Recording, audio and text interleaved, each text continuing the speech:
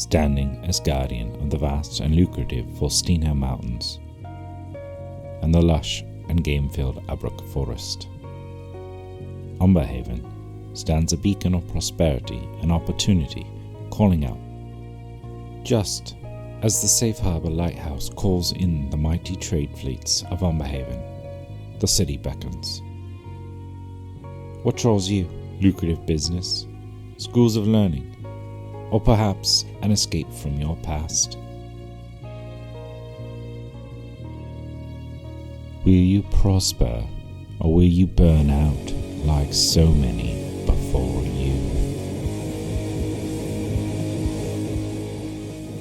Welcome to the Wiltram Train Heist discussion here.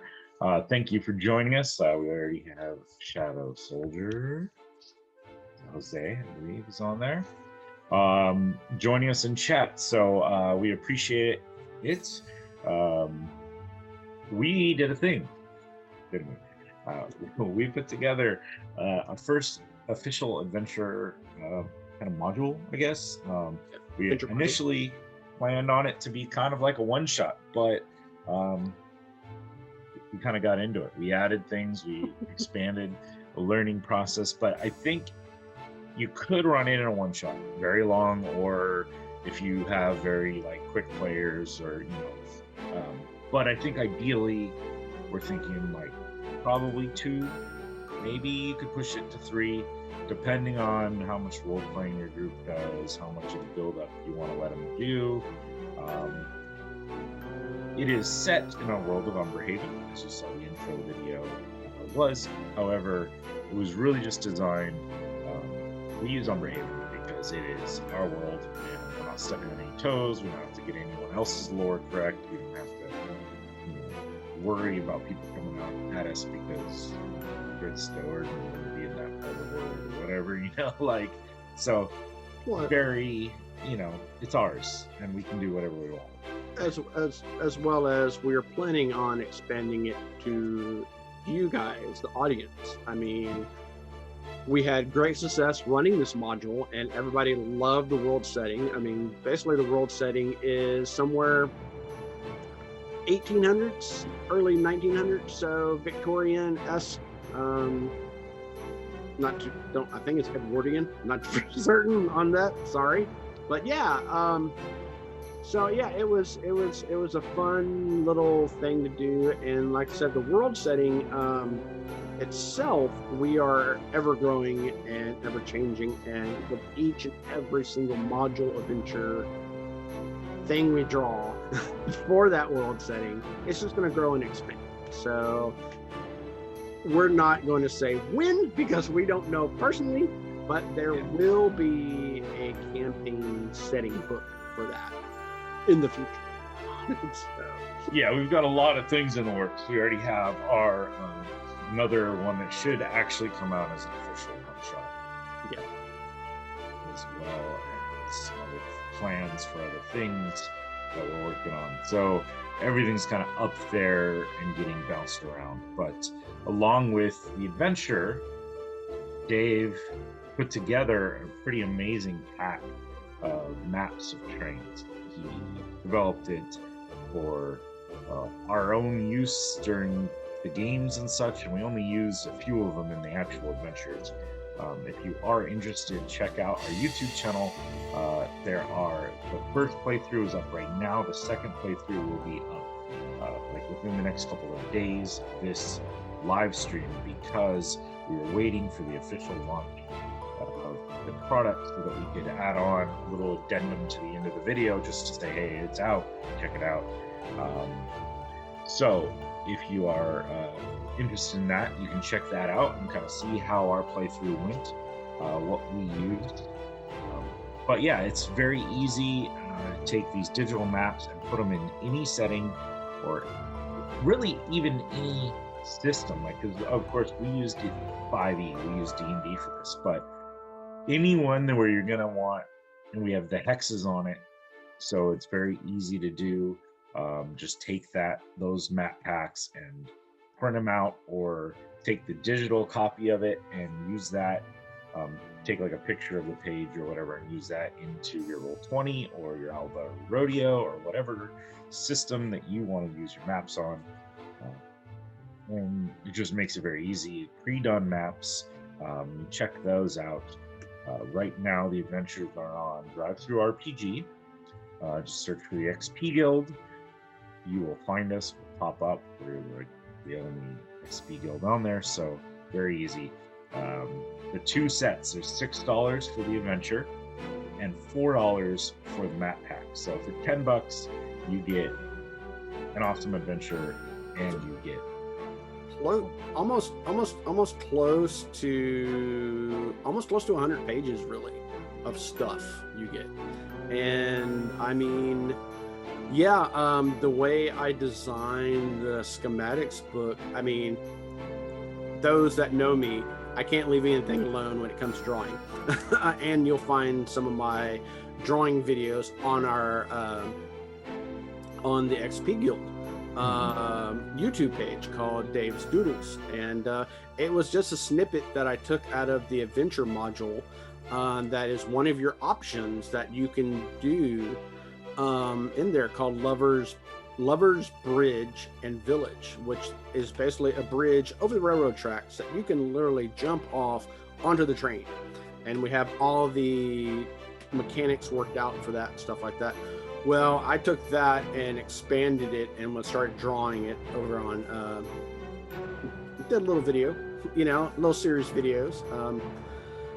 But yeah, so yeah, I felt that the audience would like more than just what we gave in the adventure module, which is pretty much the basic stuff. I mean, you got how to get on the train, which is several different ways.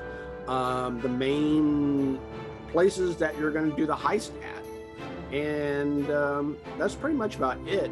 As far as the schematics book, I was like, DMs, explode on however you want to design your cards, however, because you could even possibly do it as a campaign even. I mean, because you could do an entire train mini-series of game. They get on the train, they have to investigate, they have to talk to NPCs. That's another thing. In the adventure module, we listed a ton of NPCs from first class all the way to third class. And the cool thing that we did is we just didn't list it.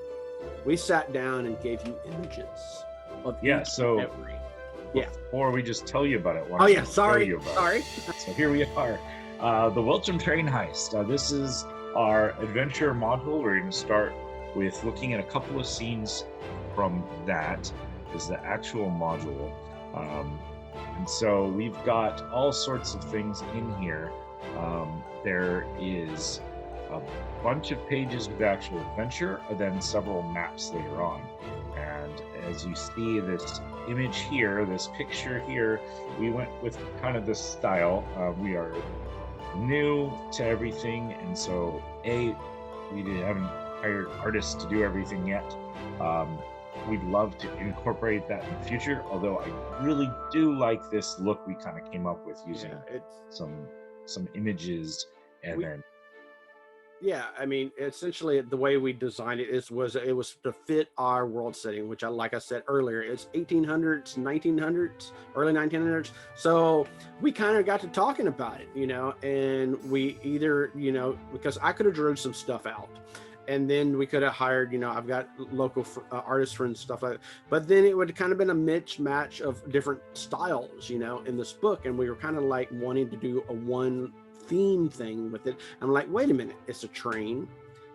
Our settings, 1800s. Why not old-timey photographs? Mm-hmm. So we sat down and actually amazingly enough, all of these images that you see in the thing were actually colored photographs, and some of them were like modern scenes and stuff like that. So we just played around with the whole thing, and we had a lot of fun doing it. It was quite amazing. Oh no, make him a little bit green. No, turn this color, this color and stuff like that. So but each and every picture fits with what you're going through. So like the first thing that Bill's showing you is the main guy that you're immediately going to be introduced to, which is Theodore Booth.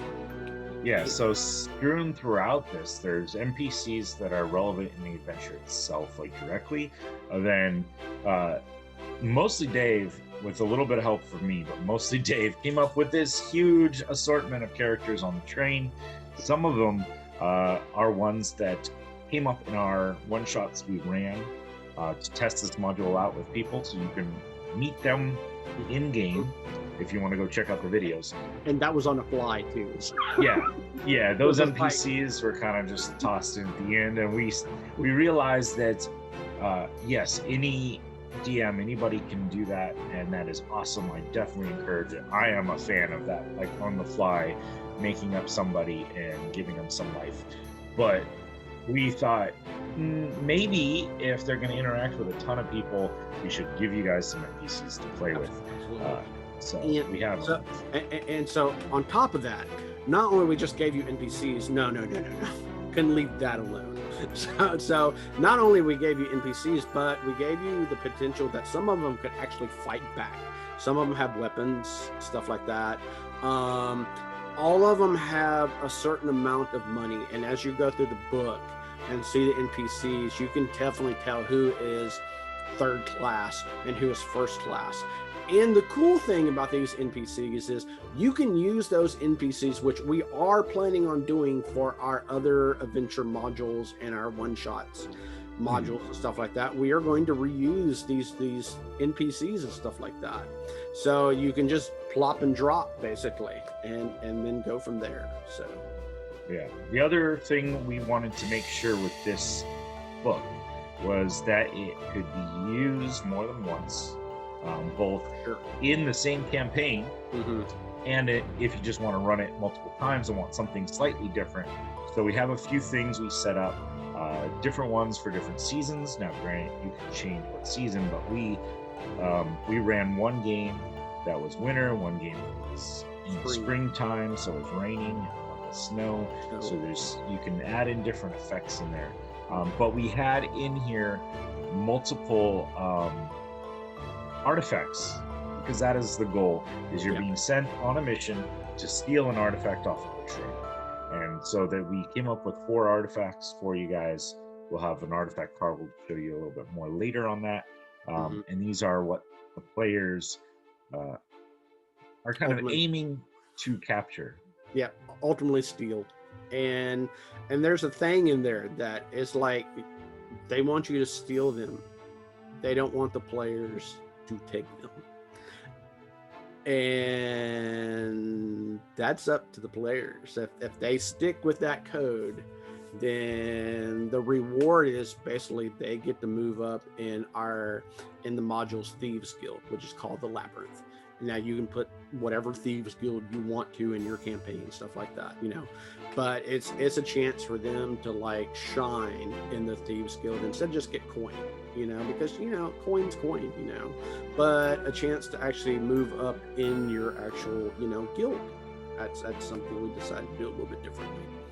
So we have in there some cards that you could print out, cut out, and have the actual artifact information in it if they take the time to identify it. Do beware if you are a DM and you're running this, because we kind of designed this for really you can scale it with the monsters and stuff you add in, or the creatures you have guarding this treasure.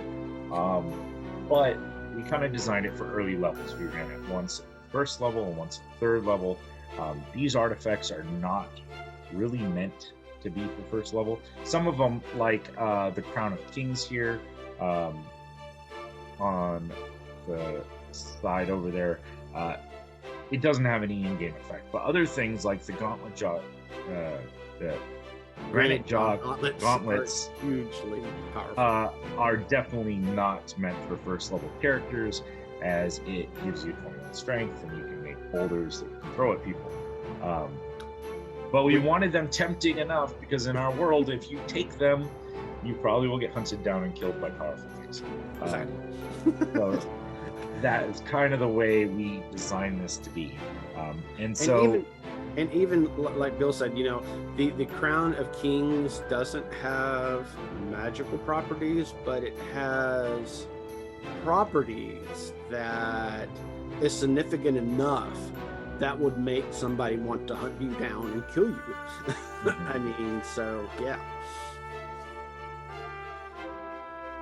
So yeah, we've got the whole thing laid out, and interspersed are pictures. I'm going backwards a little bit. This is some pictures that we pulled out from a clerk's car. So you have a guy making coffee, an old school like vault car there, with DM notes and things to read, and everything set up as if it, it is a regular adventure. Everything's set up there for you to use. Well, and that's another thing, is that these artifacts are not the only thing valuable in this train. There is a whole slew of stuff that you can steal. I mean, there's certain stuff that is a no-no. That could be dangerous as far as being hunted down by certain powerful groups, but other things are not necessarily red flag on you. I guess so. But the cool thing is that each and every single item that we try to include can be carried over, has a venture hook. Basically, it's item adventure hooks. So and we are actually going to take some of those and expand on them in our future products and stuff like that. So in particular, this clerk car set of pages have a bunch of things that you can find, and most of those, like you said, lead to an adventure or some sort of alteration that you can use in other adventures in your campaign, or in other one-shots if you want to do a series of tie-in ones. So we tried to give the most value we could to a DM to take this, and also to seed our future modules and future adventures that we want to put out there, so that if you wanted to follow our adventure line, eventually we will have adventures that will take you pretty much from early levels like this train car all the way into higher level adventures, as you kind of follow some of these hooks and some of the hooks that will come in future ones. And again, we set it up as these are thieves, but you can alter a little bit of those things to fit the feel of it. It could be that this is cargo sent by evil people, and your heroes need to intercept this before it reaches the destination, because then the big bad evil guy has this amazing artifact or amazing thing that they get to use or give to their lieutenants or whatever. So it is totally easily altered, as any adventure is. If you buy any of the D&D books and stuff, and any of the adventures that are in there, you're probably going to want to seed that to fit your campaign or your players. But we definitely want this to be a very malleable situation for you. As well as, as well as the simple fact that if you enjoy the progression of Umberhaven, please enjoy. And so, as Bill just flipped over, these are the NPCs that you get to meet on the train. Yeah, so we have a little bit of information on them, the names, and we put numbers here so you could roll like a d6. For this is third class, so you roll a d6, and it's got a set of 6 different groups of people. I say groups because the Fawns is the mom and the daughter. And then you can see how it's right there. You got number 1, and they're grouped together. So just to make it super easy, it's got a picture, it's got a little bit of information about personality, to help a DM just kind of be able to open this up and say, oh yeah, you interacted with these people, and the Fawns actually, Ella was from our first run through of the game. You'll see a little goblin that she ran into, and there's a little hint if you read the possessions mentioning that particular goblin. So But yeah, there's little tidbits and whatnot throughout our adventure module, and as well as particularly the NPCs. So as we flip through them and stuff like that, you'll see, you know, that all of them will have their name, what species they are, as well as their age. And we don't give exact age, we kind of give that whole broad term, you know, like they're child or middle-aged or, you know, elderly, stuff like that. We let you decide, you know, if you want to say they're exactly 47 years old. So yeah, and I mean, if you're running into someone on the train, you don't know that they're actually, you know, 47 or 130 or whatever. Yeah. This is the only color kind of picture, and that was because we wanted the goblin to have the nice bright green skin. Exactly. It's still older. Yeah, and our product or our playing around faded her out severely, so we made a group decision and said, okay, she's got to stand up, because she was an interesting character to portray that was last minute.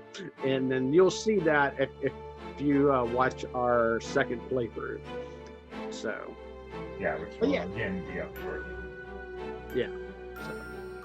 And so we've got our NPCs, we've got our actual adventure, we've got various appendices. Like after this appendix is one of these items you could find in the clerk hub.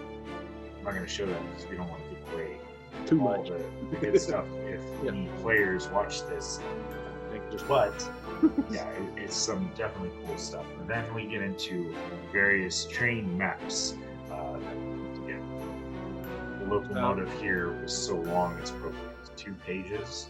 And everything that I drew for these particular schematics was done on Vanilla's version of Dungeon Draft.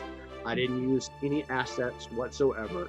Eventually, in the future, I'm going to be drawing our own assets, because if I use other people's assets, there's copyright and stuff like that you have to pay for. So I'm like, well, why don't I just draw our own, you know, XP guild, and we'll have that available for, you know, you guys, essentially, if you all ever, you know, play around with Dungeon Draft. But what I did with Dungeon Draft is I basically took weird everyday items that they had and built something else with them. I love doing that with all kinds of stuff. And so this is a fun project to do. And so coming up with the train itself. So as you can see right there, that's the engine. So very easy for you as a PM to pick this up and use it. So we have from the locomotive up, but then we've got several of we also include roofs for the cars, so that if players jump off the roof, you have a roof map, so the guards climb up and fight. And then we have, like, this is the third class seating car for the Wiltram Train Heist. Because there's several different ways you can get on the train, and like Bill said, is the first way was the roof. This is the second way, is that you actually go to a specific town called Crossroads and pay money as a passenger, and then you can board the train and figure out how to get to that particular place on the train to go rob it. So, and each one has a risk, by the way, that you know, jumping on the train, you know, by yourself, you know, in the middle of the woods is extremely less risky as far as being noticed. It's extremely risky because you're jumping on a moving train at night, as far as that's concerned physically. But as far as socially or you know, personally being seen, that's the less risk. The highest risk is doing what we're showing right now, is actually interacting with people and stuff like that. But, you know, you leave it up to the players and have them, you know, it's a fun ride to watch them play. So we also have little notes in the actual adventure about increasing the risk if this train is running day or night. So you definitely alter that. whether you want it to have be an overnight train or a during the day train. So that will alter things as well. So here we have just a plain roof, and this roof can go on top of any of the regular cars, like the seating cars or anything like that. We also have things with the vault, with the clerk car. We don't really want to show all that stuff because we don't want to ruin it. Yeah, definitely not. But here's an example of a very cool, intricate map. Is the caboose, because we thought, hey, someone might try to ride up and jump on the back of the caboose and work their way forward. So we have these things strewn into this particular set of maps so that you can easily just slot that into your game. And that's something also that we included for you guys, is that instead of having to make a clerk or whatnot, we included it for you guys. I mean, we didn't go as elaborate as, you know, the NPCs as far as the passengers and stuff like that. So you can use any image you want to, or any description you want to. We just gave you the basic mechanics of what they have and what they do, and, you know, hit points and stuff like that. So that is a kind of quick overview of our adventure, so you kind of get an idea of what that is. So if you're interested in purchasing that, again, check us out on DriveThruRPG. The link will be in the YouTube description. So getting Twitch to let me get that worked in, but it is really easy. DriveThruRPG.com, and then just type in the search bar the XP Guild. And it's 3 separate words. DXP as 2 words, and you'll find us. Yeah. The next product we wanted to give you some brief overview of was the schematics themselves. So this is a separate product on there. As it was, this initial book is 42 pages, and the schematics gives you an additional 48 pages. So we have 90 pages if you get them both. For $10. Yeah. But let's say, okay, I don't run other people's adventures. I am one who I don't run many pre-done adventures. I tend to do my own work from start to finish. Granted, this wasn't my own work. But I might say, but a map pack would be awesome. Like, I'd love to run a train game. In fact, Dave and I have been talking, like, I would love to do some like Mystery on the Orient Express style train game. Like, that would be pretty fun. Which what I brought up earlier, a mini campaign, whatnot, that you could easily do. So we've already got that planning out. So having this train schematic book would be highly useful for me as someone who doesn't necessarily have all the time in the world to make a set of train maps, but for $4, pick up this train map. Again, we carry over some of the old-timey look to keep that in there, but then we jump right into train schematics. This is the entire locomotive plus coal car all zoomed out, so there will be smaller X's, but zoomed out so you can see the whole thing. But then I also included the names of each car. If you look over to the left side of it, you'll actually see the name. So something I did not do for the Wilhelm Train module itself, but it was a smaller run, and you can pretty much figure out what's what. This, on the other hand, is massive. Yeah. So I needed to let y'all know, oh, this is what this car is and whatnot. And I did a lot of actual research on what cars there was and stuff. And it's amazing what they make to haul stuff on. And I tried to emulate that as best as I could throughout this particular book, essentially. So all the way down to my favorite car, being a bartender, the drink car. The kind of like lounge area with a bar and places for people to sit and hang out along the train, with a little stove in the corner to keep everybody warm and cozy, and maybe keep a kettle on or whatever if they're going to serve any hot drinks. So we've got that. There's a gaming car on here. So really you could run anything you want on a train and move forward from there. And I've been kind of watching certain shows lately. One of them is, or so far has been my favorite, is Snowpiercer. Anybody have seen that one? That is awesome. As well as my mind went blank. I was literally just watching this before the video. But anyway, I'll get back to that later.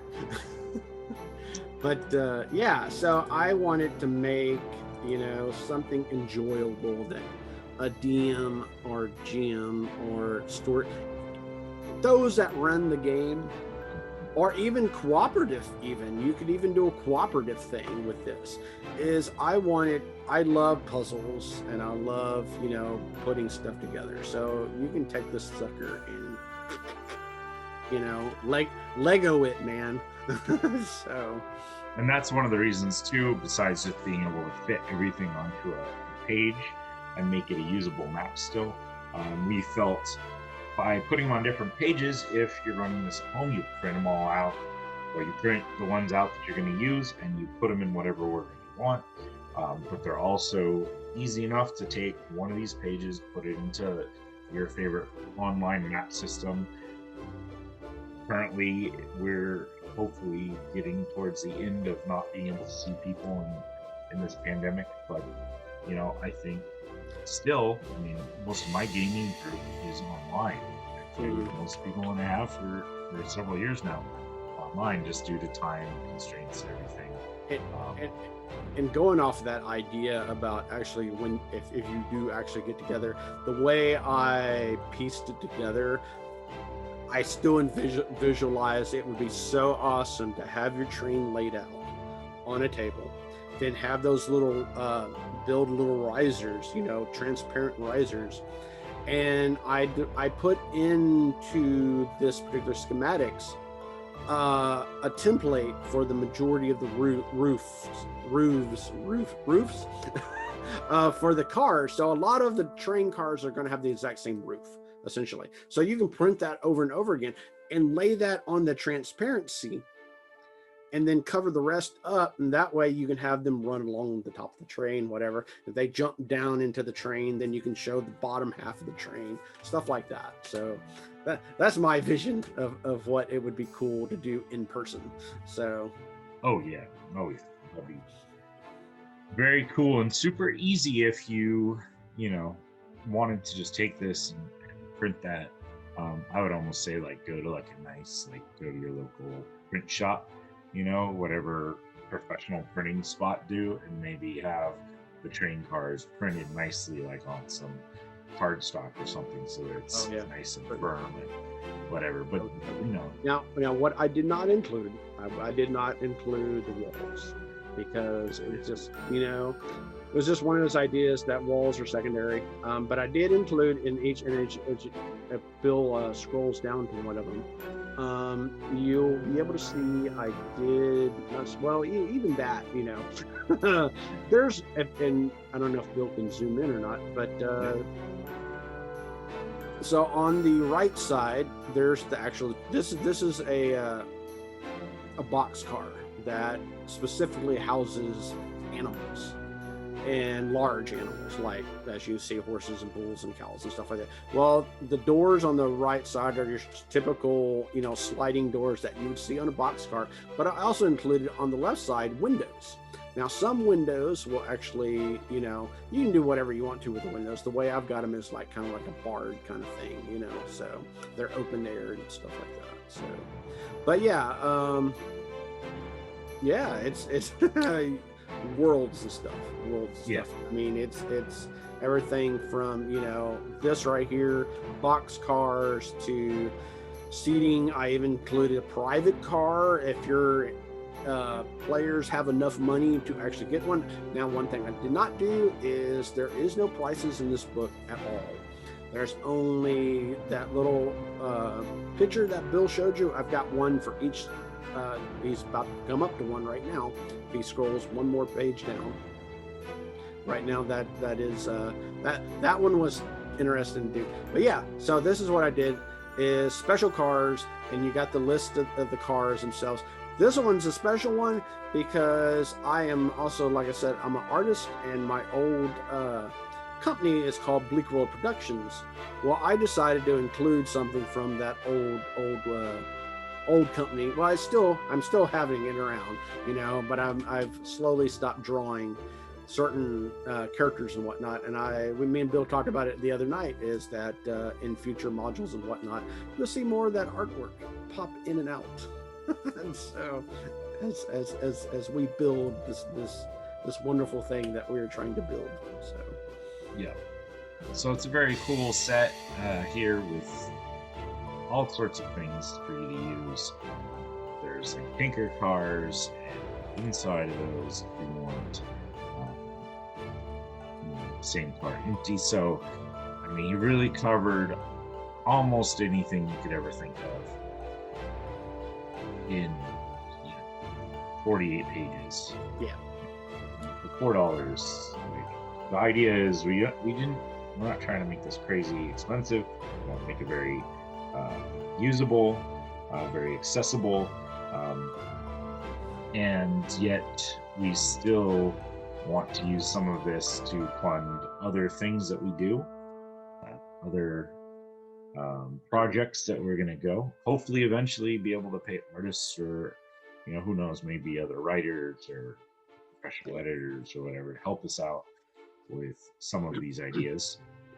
And so that's kind of the idea, is put it out there for a reasonable fee, and help us out by picking up something really cool for you. So and definitely when you do, please give us a little something to say, give us a review if you can, drop a review so other people can find this. Drop it so that people can see that it's a quality product, that we put time and effort and love into this. It is definitely a labor of love, first and foremost, above being a product that we're hoping to be able to sell as well. And if you have friends who maybe aren't friends you maybe aren't going to play with, that you're not going to run it with, maybe tell them about it, see if maybe they want to pick it up. Point it to our video here, or our playthrough videos, and let them see for themselves. I mean, we pretty much we got we have 2 playthroughs of this particular module. So I mean, if they're like, you want to check something out beforehand, well, and that's another thing on Drive Through RPG, we do show you like 5 pages worth of stuff, but if you want to know a little bit more and stuff like that, exactly how things are done, come check us out on YouTube, and watch the 2 videos, and you'll get like a world of different possibilities. Because like we said, the first one was for first level, and the second one was for 3rd level, and the first one was only with 3 players. The second one was with 4 players. So beyond that, the next project we're working on so far is going to, we haven't exactly classified it yet. So this first project, we are labeling it as adventure modules. And what that means is that it's a module that could be run as a one-shot, as Bill said, but it's more like a 2 to 3 shot, or a really, really long one-shot, depending on how much you play within that time period. Our one-shots, though, so far we're kind of toying around with the idea of calling it one-shot wonders. We haven't classified exactly that or not. But those will actually be ran for 2, maybe 4 hours tops. But we're trying to shoot for the 3-hour range for sure. And that's it of that module, And But the cool thing is that we are tailoring it just like the first one, that you can run that sucker over and over and over again, and just you know, switch out certain parts and do this, that, and the other, you know. And do we want to give them a hint of, you know, the name that we're toying around with? Sure, yeah, go for it. And then we have a question in the chat, so let's go with that. Yeah, well, one. let's do chat after I tell the name. Let's do chat questions and give a shout out to everybody that's here. So so what we're gonna do is the name of the module that we're toying around is called the Chase, and what it is initiation for this module, that the Wilhelm Train Heist, essentially. The Thieves Guild is looking for new initiates, new members, and they kind of gave out a call, and you basically got to do something to prove that you're worthy of them. And if not, you get sent to prison or whatever else happens, and they wash their hands and like, we know nothing of you. So then that's pretty much the summary of that. But yeah, it's one big happy urban chasing. So and again, we're going to aim to have different angles to come at it. So you can play it as one of the thieves, you can play it as a city watch or whatever you're trying to chase down. Exactly. Or a group of heroes trying to chase down thieves. So and we're gonna and the way we do it is that we write out the initial product, and then we send out a call to everyone that is maybe interested in possibly playtesting. So if you're an audience watching this and stuff like that, and you're like, hey, I want to be a playtester, well, go like us on our Facebook group, and or even Twitter. I think we put it on both, but we do a shout out as far as, hey, we're looking for our playtesters now, and all we require is a few things: is quality mic, or at least a decent, you know, we don't want scratch and sniff mics, and quality camera. You know, we don't want you all hazy and foggy and stuff like that. And we're trying to keep up with the theme, so we like people to dress for it. We do. So like 1800s, 1900s kind of style. If you don't have a lot of dress or whatnot, we suggest blacks and browns and stuff like that, and kind of look that, you know, that kind of grungy look, you know, and and have a lot of fun playing, because we did, and our players had a blast. And we want to continue doing that with our audience and interacting with them as much as possible. So, and we will be streamed live on Twitch, stuff like that, and as well as it will be put on the YouTube for everyone to see. So, which is why we want people to get in the role a little bit, look nice. I mean, you know, like you said, you don't have to go to some professional costume shop. But, no, but if you'd like to, go for it. But I went to like a local secondhand store and found like a couple of little items that I could put on and use to, you know, make myself look a little bit. I used all of my old Ren Fair stuff. But anyway, so should we get to our lovely audience right here? So we've got a few people that were able to join us live, and we do appreciate that. That was a very quick announcement thing. We had a lot of things in the works, and we weren't sure exact time. We're going to start being able to find more scheduled times that we can do things to give people a heads up. But in the chat we have Shadow Soldier PR, the Raven Rolls, and Penatelos all in the chat today joining us, and we do appreciate that. Thank you for joining us, guys. And Penatelos has a question/comment here. It says, as I listen to this, it sounds as if you are playing towards experienced players. Any plans for less experienced players? Initially, I'd say maybe, first, it wasn't necessarily designed for experienced or inexperienced players per se. It is an adventure module, so it's geared towards a dungeon master picking this up. and running it, or a game master or whatever picking it up and running it. And that's where we feel a lot of people are going to get the most value for it. But really, it doesn't matter your play level as far as your experience goes. He mentions he's got some kids that are getting into more complicated adventures. I think they're totally doable, depending on how you want to do it. Now, our setting, our world setting, is a little bit grim, a little gritty. But you can always lighten that. Alter that, yeah. That's all. Like for my 7-year-old, I'm not gonna run a true gritty, grim Umberhaven world, but I could run these adventures just fine and not really have to do a lot of work to de-grit.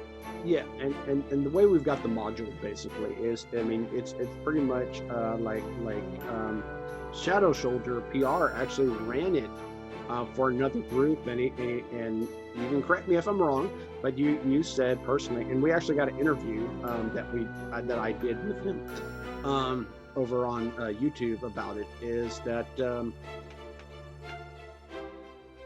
the book, he said the book is pretty much you can just go straight through it and run it as is, with very little, flip through and stuff like that. So yeah, so we try to make it as easy as possible. But yeah, like Bill said, you definitely need a DM. You can't, just pick up I mean, I guess you could. I mean, if you wanted to take it from one place to another, as far as, learning experience. And I've never thought of that module as being your very first thing to run as far as, D&D. But yeah, sure, go for it. Yeah. But that being said, we're not ruling out any possibility of us not running something for a very experience. Like, we may work on something specifically designed to run for earlier beginner players. The chase may be that, very much so. Yeah, so the chase, I think, is going to require a bit of creativity in your players, on the player side, because we don't necessarily present you with the exact checks that you have to make. Sure. Basically, we say anything your player wants to try. So judge your players accordingly on some of these. Like that one we'll talk about more when it comes out. But if you have super creative players, whether they're new or long time, and they just want to throw out some random thing like, I want to do this, then you assign whatever check you think would apply. Or if they're more experienced, maybe then they say, I want to try an athletics check by doing this and this and this. Fall into that. Any other questions per se in the chat? Yeah. So far, not. Shadow Soldier did have one. Yeah. Are you guys ever planning on running that work setting and making a setting as the game progresses? I think he's kind of going for, are we making like a larger world setting here?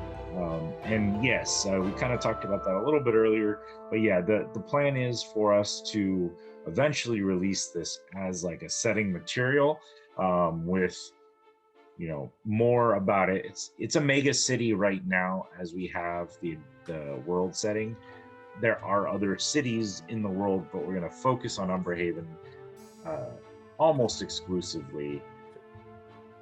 Yeah, it's a big stew pot of things. It's not only a port city, but a river empties out in the heart of it and dumps into the ocean, as well as beyond that there's a giant forest range, and beyond that is a giant mountain range that is filled with precious minerals and coal, iron, you name it, it's in that mountain, so, and rich farmland, stuff like that, because it's river bottoms and things.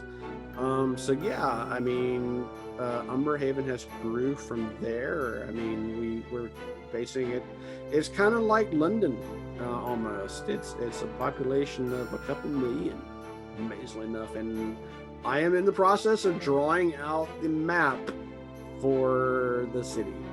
So I've taken it upon myself to do so.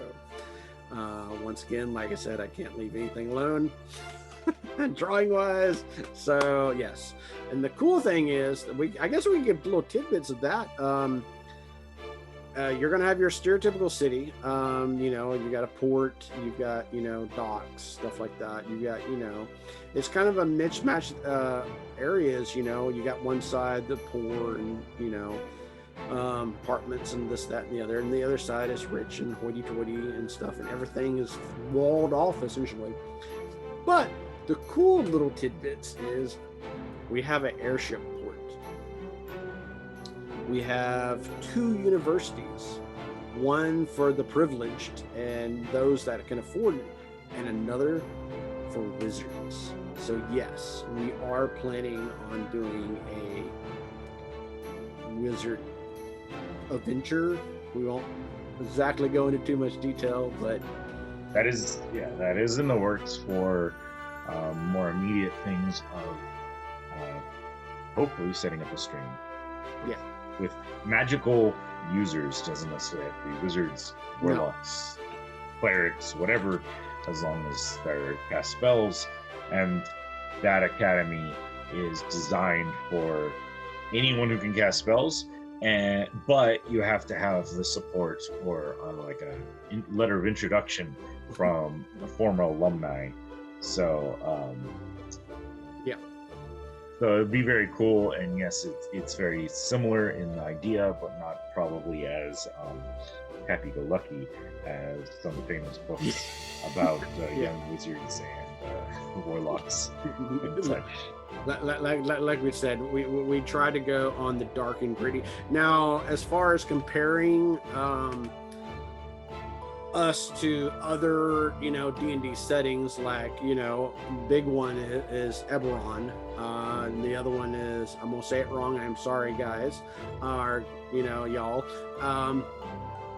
is Ravnica, or I guess I said that right, but you get the general gist.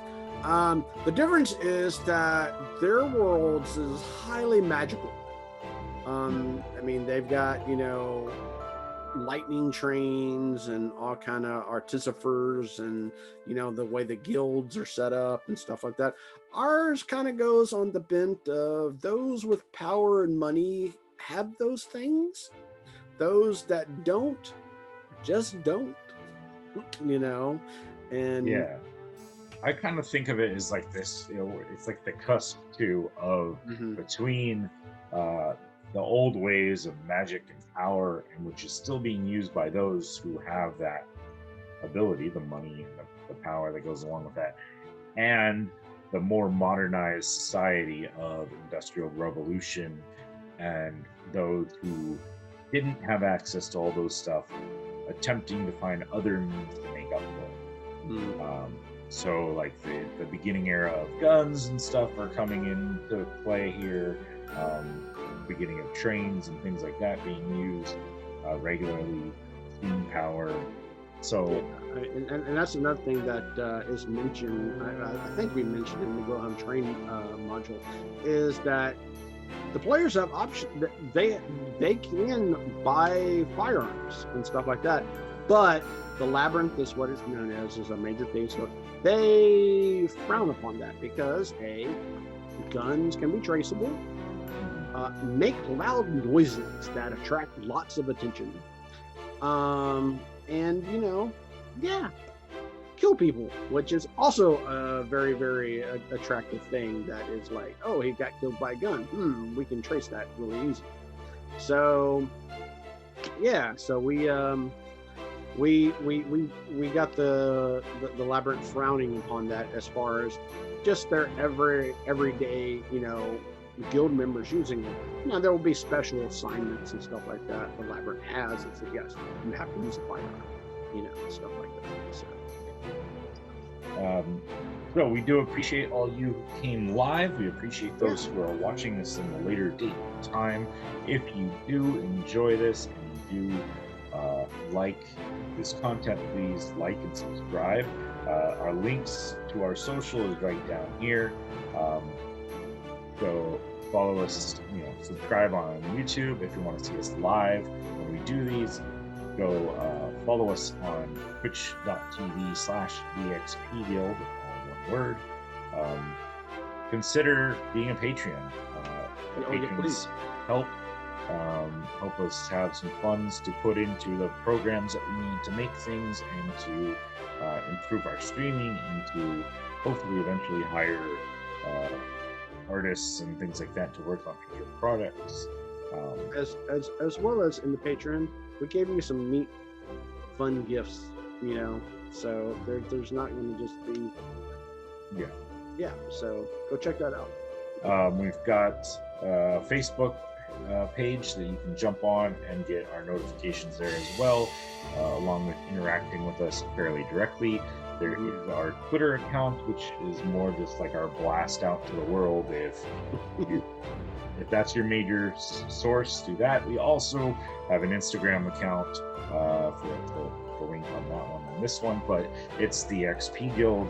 We'll put up, again, blasts out with some pictures of things from time to time, along with info when our videos go live, when our streams go live, all those things. We try to update you guys as often as possible of what's going on, so the times, and like Bill said earlier, we're still working on the scheduling and the times and stuff like that, but eventually we're getting better at it, so just stay, but we let you know. So it's like, oops, I can't make it that day. And so definitely check out all that social and stuff for your ease of finding out all that information as quickly as we can provide it. Again, thank you guys. Be safe out there. Let's all level up together.